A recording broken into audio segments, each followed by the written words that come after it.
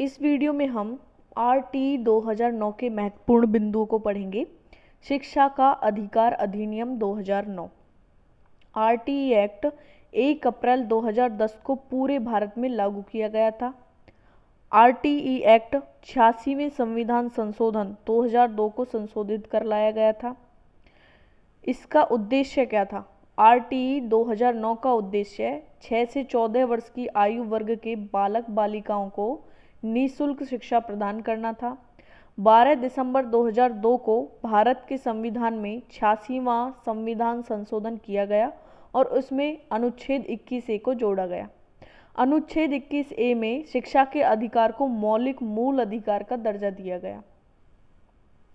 RTE 2009 20 जुलाई 2009 को राज्यसभा में, 4 अगस्त 2009 को लोकसभा में पारित हुआ। 26 अगस्त 2009 को राष्ट्रपति के हस्ताक्षर होने के पश्चात आरटीई एक्ट अधिनियम बन गया।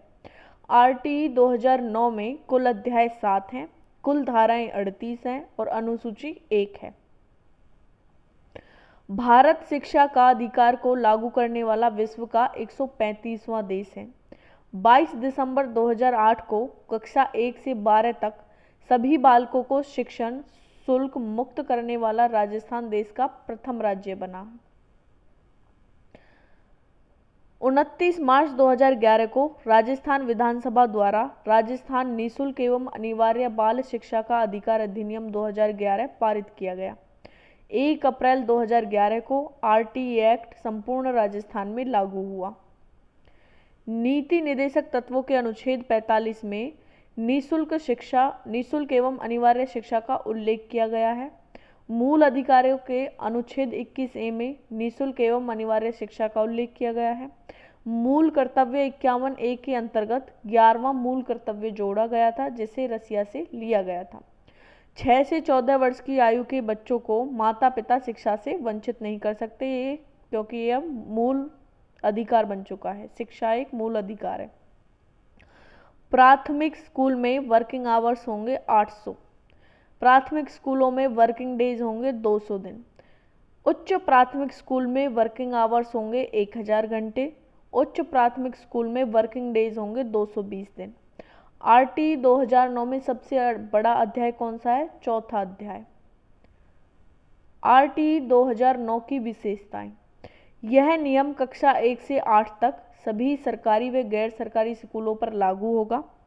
इस नियम के तहत सभी सरकारी एवं निजी संस्थानों में 25% सीटें ST, SC, OBC, BPL card धारकों के छात्रों के लिए आरक्षित होंगी। गुणवत्ता की दृष्टि से 40 छात्रों पर एक शिक्षक होना अनिवार्य है। 40 छात्रों पर एक शिक्षक होना राज्य स्तर पर अनिवार्य है। वैसे 30 छात्रों प्राइमरी में 30 छात्रों पर एक शिक्षक और 35 छात्र उच्च प्राथमिक में 35 छात्रों पर एक शिक्षक होना अनिवार्य है। गैर प्रशिक्षित अध्यापकों को 5 वर्ष की अवधि के भीतर प्रशिक्षण अनिवार्य करना होगा। आरटीई एक्ट के अंतर्गत कक्षा 6 से 8 तक की कक्षा में कम से कम एक विज्ञान, गणित, सामाजिक अध्ययन व भाषा का शिक्षक होना चाहिए। जहां पर 100 से अधिक बालक बालिकाएं हैं, वहां पर एक पूर्णकालिक प्रधानाध्यापक होना चाहिए, एक अल्पकालीन कला शिक्षक एवं एक स्वास्थ्य एवं शारीरिक शिक्षक एवं पूर्ण कार्य करने वाला कार्यपालक अध्यापक होना चाहिए। आरटीई एक्ट के अंतर्गत कक्षा 1 से 5 तक 200 दिन कार्य दिवस होगा। कक्षा 6 से 8 तक 220 दिन कार्य दिवस होगा। प्रत्येक बच्चे को उसके निवास क्षेत्र के 1 किलोमीटर के भीतर प्राथमिक स्कूल, 3 किलोमीटर के भीतर माध्यमिक स्कूल उपलब्ध होना चाहिए।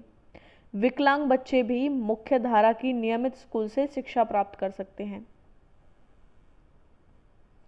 किसी भी बच्चे को आवश्यक कागजों की कमी के कारण स्कूल में दाखिला लेने से नहीं रोका जा सकता। किसी भी बच्चे को कक्षा में फेल करके नहीं रोका जाएगा और 8 साल तक की शिक्षा पूरी करने तक किसी भी बच्चे को स्कूल से नहीं हटाया जा सकता। कोई भी सरकारी शिक्षक या शिक्षिका निजी शिक्षण या निजी शिक्षण गतिविधि नहीं चलाएगा। शारीरिक दंड नहीं दिया जाएगा। शिक्षक के दायित्व व कर्तव्य।